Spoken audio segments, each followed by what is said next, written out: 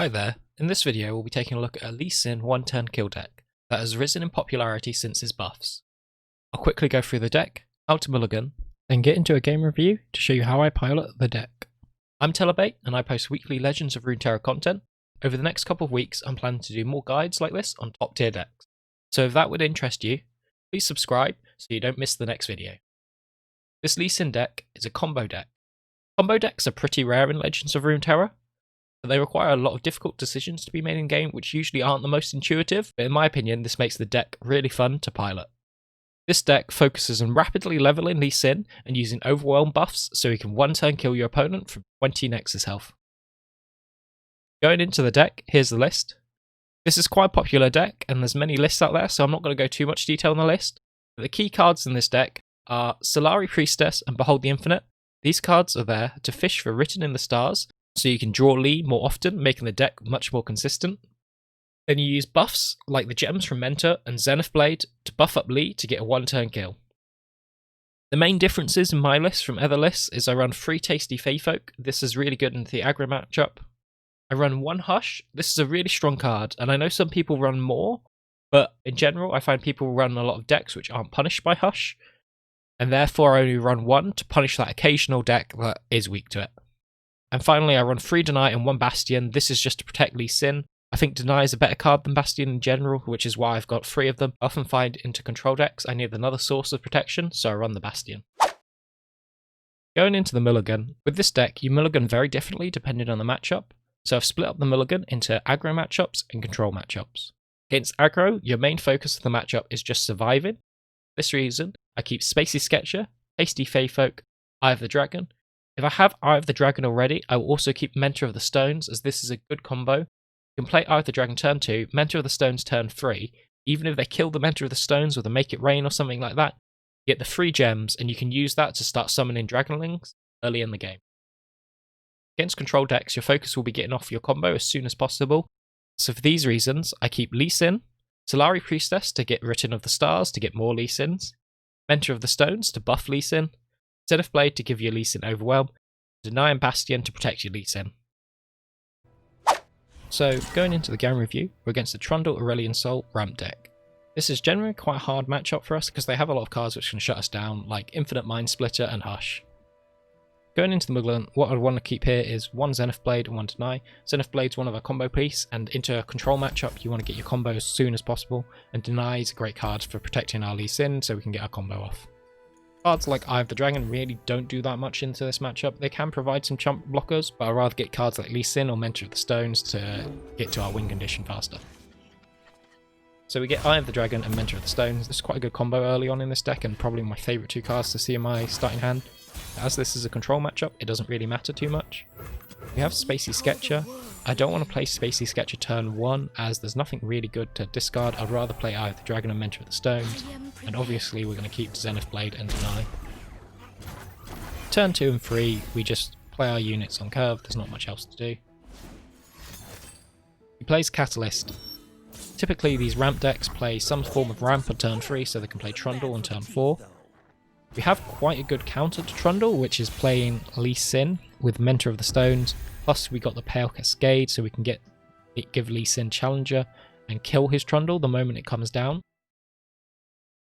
The only disadvantage to this is our opponent has enough mana for Sunburst, which would really punish us as we don't want to lose our only Lee Sin. So what I'd probably do here is, I think it's a tough decision between open attacking or passing to see if he'll play the Trundle.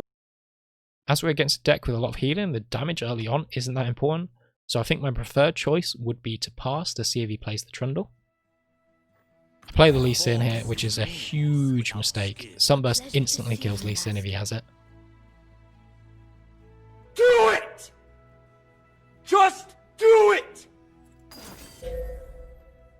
He doesn't have it, and he plays Avalanche, so this suggests he doesn't have Sunburst. He's not going to play Trundle here because Trundle's at risk of dying if he plays it. After the Avalanche, we definitely want to play 2 gems here to level the Lee Sin and get a Dragonling from Eye of the Dragon. And then we push a bit of face damage. Honestly, I don't think any of this damage matters because he runs so much healing, but it's good to push the damage so that in later turns that he has to use the healing rather than developing his board. Breathe in, breathe out. Okay, he plays Trundle here, which gives us a perfect time to play Zenith Blade, because we don't need to keep Deny Mana up, as there's nothing in his deck for 3 mana which can kill Lee.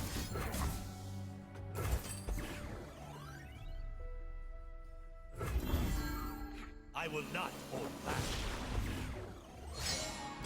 And he passes back because there's no point him attacking, because it will just block with the Dragonling.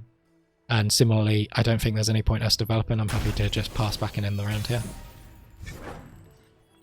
We get another Lee Sin, which is great insurance in case our Lee Sin dies. Typically it's quite rare to get more than 1 Lee Sin in a game, which is why it's really important to protect your only Lee Sin, but now we can afford to mess up. So on my turn, what I really want to do here is just develop the board, see if we can bait out some spells, but keep Deny Mana in case he has Sunburst. So he plays Avarosan Sentry. What we want to do here is hook Avarosan Sentry with Lee Sin instead of the Trundle. We could go for the Trundle kill here, but if he has Hush, it will bring our Lee Sin down to 4 health and get rid of any barrier we could put on him. So Trundle would kill Lee, which would be really, really bad for us. So I would prefer to hook the Avarosan Sentry with Lee Sin here. I played the gem onto the Eye of Dragon. I think this is a mistake. We want to get Lee Sin up to 10 attack if possible, especially against this deck, which has a lot of healing, just so that even if they're at 20 health, he can 1-turn kill. I do attack with the Tasty Fey Folk here, which is great, because if he chooses to block with Trundle, we can then use Pale Cascade, and this could potentially bait out a Hush. The one mistake with this is if he has the Sunburst, he can kill Lee Sin, but from the way he's played before, it suggests he doesn't have the Sunburst in hand, so I'm fairly confident that he doesn't have it here.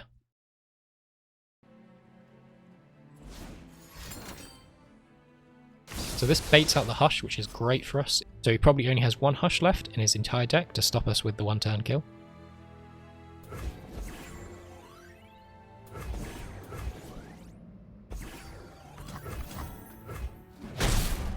The signal fires.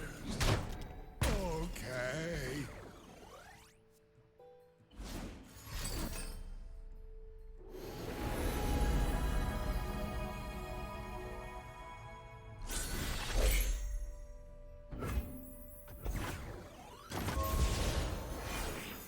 What is gained when you return malevolence? One card we're really worried about here on turn 8 is Infinite Mind Splitter, and this is a card which shuts us down a lot. If he does play it, what we'll probably do is try and fish for something like Equinox with Spacey Sketcher, and then look to try and 1-turn kill him next turn before he can play any more. The other thing I'm worried about here is him hooking in Lee Sin with Trundle and trying to kill Lee Sin. Our burst spells are Behold the Infinite and Lee Sin Sonic Wave. I don't want to use the Lee Sin Sonic Wave as it's insurance in case he does kill the Lee Sin. The best play here, I think, would be to play Zenith Blade, and then when he attacks, use Behold the Infinite to give Lee Sin barrier. Although I go for Behold the Infinite here first, which is a big mistake, because drawing the 3rd Zenith Blade would be useful just as an extra spell. Choose the right time to strike. Oh, and then I make another mistake here, which is I use Zenith Blade onto Eye of the Dragon. This is big mistake, as the extra health on Lee Sin matters in case he has a way to break the shield, and he does with another Avalanche here. Oh, hell no! So we're in a really bad position here because I made a massive mistake this turn of using Zenith Blade on the wrong target and not saving Behold the Infinite for the right time. If I use Lee Sin's Sonic Wave, I can level up the Lee Sin, which protects me as long as he doesn't have any 8 cost or higher cards in hand.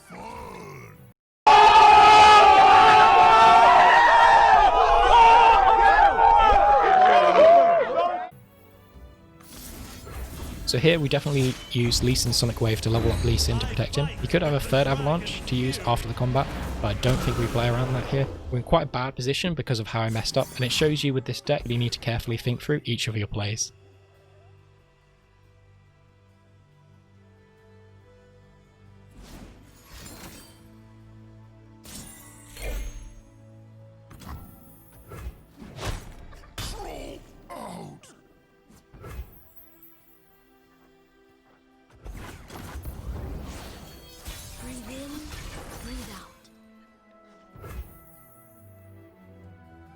So an interesting trick to know here, if you hook a vulnerable unit with Lee Sin, even though he doesn't have Challenger, he'll still Dragon's Rage it. So this way, even without a burst spell here, I can open attack and get the Dragon's Rage with Lee Sin. But forcing him to use healing here is great. It means he can't play anything like Infinite Mind Splitter. As we saw from last turn where Trundle only got one attack, he doesn't have Aurelion Soul or Infinite Mind Splitters in hand.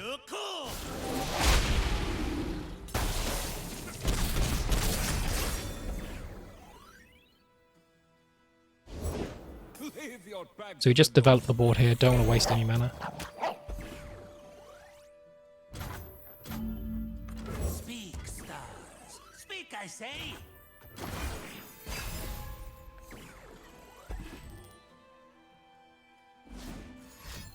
Here, Sunburst does come out, which is quite surprising. I didn't actually think he had that in hand for quite a while. He had a lot of good times to use it, so I think it's a big mistake that he didn't use it any of those times.